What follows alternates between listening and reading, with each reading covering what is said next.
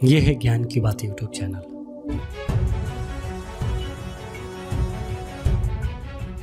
पढ़ाई में मन कैसे लगाएं, आज मैं आपको इसी के बारे में बताने जा रहा हूँ। जैसा कि आप जानते हैं आजकल हर चीज़ में कंपटीशन कितना बढ़ गया है, लेकिन इसके बावजूद बहुत से विद्यार्थी पढ़ने में मन नहीं लगाते या किसी कारणवश वो अपना पढ़ाई ठीक से नहीं कर पाते हैं। अधिकतर समय ऐसा होता है कि जब आप पढ़ने बैठते हो तो ज़्यादा देर तक पढ़ नहीं पाते हैं और नींद आने लगती है या फिर पढ़ा हुआ याद नहीं रहता, और बहुत सारे विद्यार्थियों को तो पढ़ने में मन ही नहीं लगता है। आखिर ऐसा क्यों होता है? आज मैं आपको पढ़ाई में मन न लगने वाली समस्या का समाधान बताने जा रहा हूँ। मन लगाकर पढ़ने के क्रम में सबसे पहला चीज़ जो आपको सोचना है वो यह है कि आखिर आप पढ़ाई क्यों कर रहे हैं। क्या आप पढ़ाई सिर्फ इसलिए कर रहे हैं क्योंकि घर वाले ने आपको पढ़ने के लिए कहा है, या सिर्फ दूसरों को दिखाने के लिए पढ़ाई कर रहे हैं, या किसी के दबाव में पढ़ाई कर रहे हैं?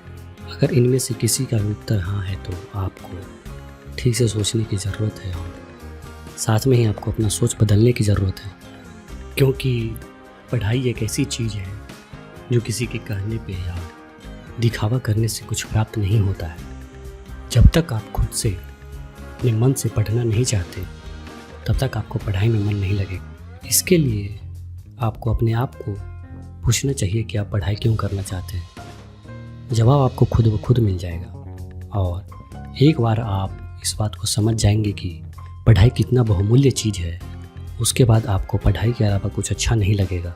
तो अब मैं आपको कुछ ऐसे महत्वपूर्ण बिंदु बताता हूँ जिससे आपका पढ़ाई में मन भी लगने लगेगा और आप एक सफल विद्यार्थी बन जाएंगे। सबसे पहले आपको जिस बात का ध्यान रखना चाहिए वो है समय प्रबंधन। पढ़ाई करने के लिए समय प्रबंधन बहुत ज़रूरी होता है। समय प्रबंधन से हमारी पढ़ाई में उत्पादकता बढ़ जाती है, और ये कैसे करते हैं चलिए मैं आपको बताता हूँ। सबसे पहला, जो काम आप करना चाहते हैं उसका सूची बनाएं और कल उसे ख़त्म करते समय अपने नोट से भी नाम हटाते जाना। जब दिन के अंत में आप सभी लिखे हुए कामों पर आपका टिक होगा तो एक अलग तरह की खुशी होगी कि आज मैंने ये सब काम पूरे कर लिए। धीरे धीरे ये आपकी आदत बनती जाएगी और ये आपका कार्य क्षमता बढ़ाने में बहुत मदद करेगा। दूसरा, हर काम के लिए एक समय सीमा बना लें। किसी भी विषय को पढ़ने के लिए एक समय सीमा बना लें और उसको उसी तय सीमा में पढ़कर समाप्त कर दें।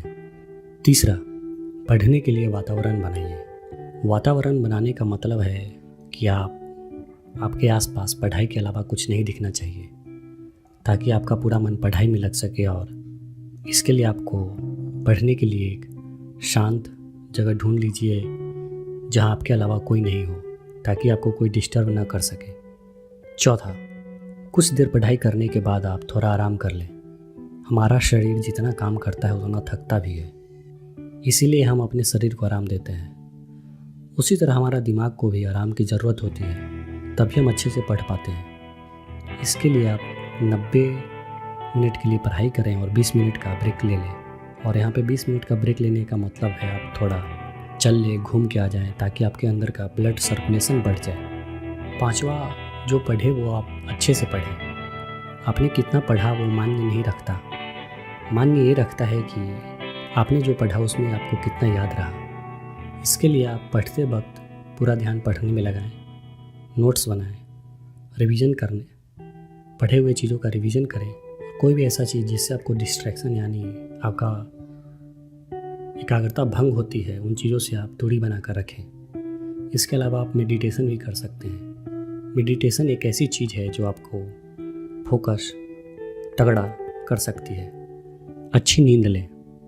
अगर आप एक अच्छी नींद लेंगे तभी आपका शरीर और दिमाग अच्छे से काम कर पाएगा। तो किसी भी विद्यार्थी के लिए अच्छा नींद लेना बहुत ही ज़्यादा आवश्यक होता है। तो ये थे कुछ ऐसे तरीके जिसे आप अपना कर पढ़ाई में मन लगा सकते हैं। ये है ज्ञान की बात यूट्यूब चैनल। अगर आप इसी तरह की ज्ञानवर्धक जानकारियाँ जानना चाहते हैं तो इस चैनल को सब्सक्राइब करें।